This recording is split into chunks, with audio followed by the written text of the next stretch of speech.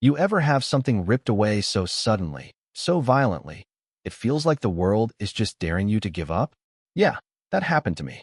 And if you told me a few years ago that one beige-wearing control freak with a clipboard could bring down a decade of sweat, hope, and bee stings, honestly, I'd have laughed right in your face. But here I am, still standing, and I'll tell you the story just how it happened, because sometimes the line between a garden and a war zone is just a matter of who thinks they're in charge. My name's Clay McMillan, and what I built wasn't just a yard. It was 10 years of my life, turning an overgrown patch of Virginia clay into a living sanctuary, federal bee grants, wildflowers, a koi pond that could make you forget there was a world outside the fence. You could hear it from the street, you know? The buzz of life, the splash of water, even the scent. Honeysuckle in spring, pine sap in summer, everything breathing together. And right at the border, like a scar, the neatly clipped edge of Lakeside Unity, that infamous HOA kingdom, where even the mulch had rules and the trees never dared to grow too tall. Now, there's always got to be a villain, right? Ours was Karen Delaney, 57, queen of the HOA, permanently dissatisfied. She patrolled her side of the boundary with this little yapping dog, giving my yard the evil eye like it was some kind of disease. Over the years, we clashed, aesthetic complaints, legal threats, even a cease and desist over the bees. But I always had the law on my side. My land predated the HOA by decades. She couldn't touch me, or so I thought. I got a contract in New Mexico, designing a city pollinator garden, and left my place in the hands of my buddy Alex, a horticulturist. The first week went fine, texts of monarchs on the milkweed, everything blooming. And then, let me back up a sec, because this is where everything goes sideways. My neighbor Reed calls, voice shaking, telling me Karen brought in the landscapers, bulldozers, trucks. They're tearing it all out, Clay. Trees, pond, the whole thing. You ever feel your whole body go cold? That was me, right then. I left New Mexico so fast I forgot my bag at the motel. When I got home, it looked like a war zone. The maple tree I'd planted was just a crater. The pond was gone, stone paths destroyed, everything I'd nurtured flattened under tire tracks. And right in the middle, a shiny plaque, standardized per Lakeside Unity HOA guidelines. I just stared at it, knuckles white, as Reed shuffled over, apologizing, telling me Karen waved some fake map at the crew and claimed the land was theirs now. It's a special kind of hurt, realizing someone doesn't just want to erase what you built. They want to rewrite reality, too. You know what I did next? I called the cops, the state's Department of Environmental Quality, the bee registry, anybody who might care. The police showed up, Officer Pearson, who whistled low at the destruction, and I gave him everything: drone shots, land deeds, grant paperwork. I had witnesses: Reed, Lisa, and Brent, the neighbors, with video of Karen barking orders in her signature beige. Get rid of all of it. Trees, boulders, water features, everything goes. She even called the beehives bug nests. She had no idea those were federally registered. That would matter a lot real soon.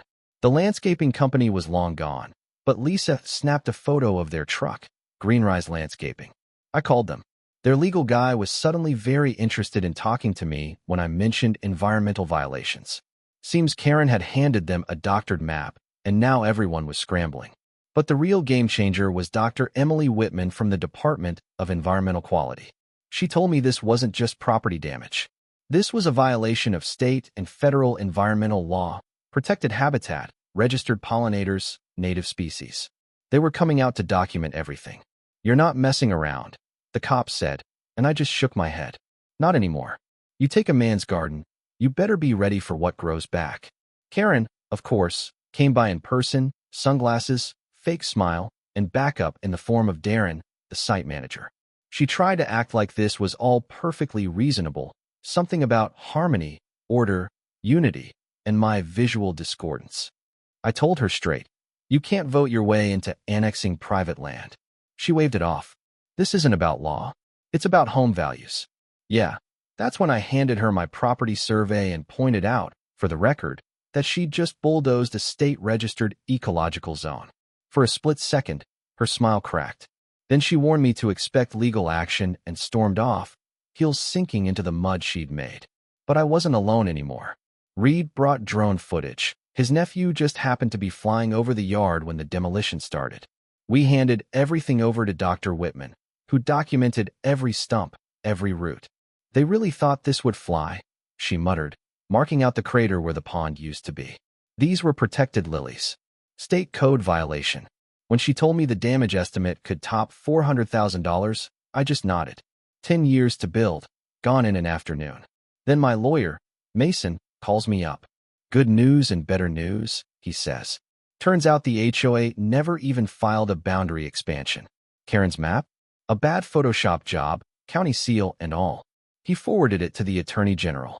The next day, I get an official complaint in the mail. Criminal environmental violation, falsification of jurisdiction, unauthorized demolition.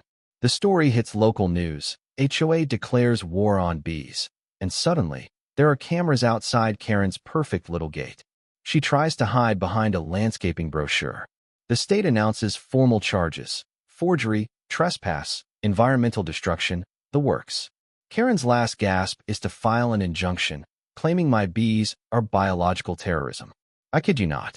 In court, her lawyer drones on about visual contamination and threats to public health.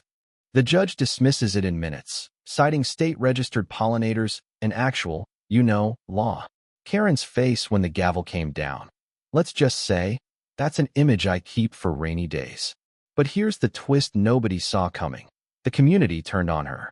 Reed and his wife Jen, the Dodsons, Lisa with her phone, even Carl, the nervous treasurer, all started coming forward. Jen handed over a flash drive full of internal HOA emails. Karen talking about my garden as botanical anarchy, plotting the demolition while I was away. Carl gave U.S. bank records, fake invoices, unauthorized payments, even a property improvement fund that turned out to be a slush fund for Karen's spa weekends. The whole rotten system cracked open, right down to the canceled checks. When it finally went to trial, the jury heard everything. The fake vote, the forged map, Reed's emails, Lisa's video, the drone footage, Dr. Whitman's calm testimony. Karen sat there, blank-faced, as the evidence piled up.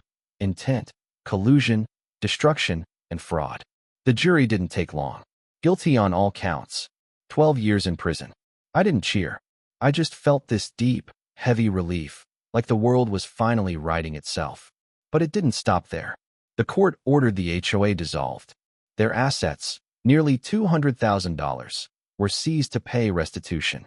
We filed a civil suit for the rest, joined by every neighbor Karen had ever bullied, over wind chimes, mailbox paint, even a turquoise back door. We won.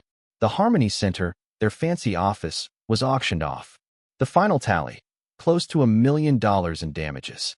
I put my share toward rebuilding, not just a garden, but a place for the community, a teaching center, a wild corner where school kids and neighbors could see what real stewardship looked like. The best part? The bees came back. 2 weeks after I planted the first wildflowers, they returned, cautious at first, then in swarms. The butterflies followed. Kids started leaving notes on a chalkboard by the new pond. Messages like, "My HOA paved our wildflowers." This gives me hope. You know what I mean? That's the real victory. And Karen? She's still in prison, last I heard. The appeals went nowhere. The scars in the yard are fading. Reed joined the county zoning board. Jen's pushing for HOA reform, and I just keep planting, letting nature and the law do their slow, stubborn work. I installed one last sign by the gate. This is where nature was destroyed, but not justice.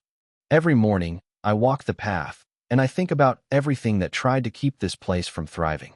I think about what comes back, even after the worst fire. So here's what I want to know. What would you have done? When is standing your ground about more than just property lines? When does a garden become a battle for something bigger? Tell me what you think. Is this justice? Or just the loudest voice winning for once? Let's talk about it. About power, about community, about what's worth fighting for. Because me? I'll always bet on roots.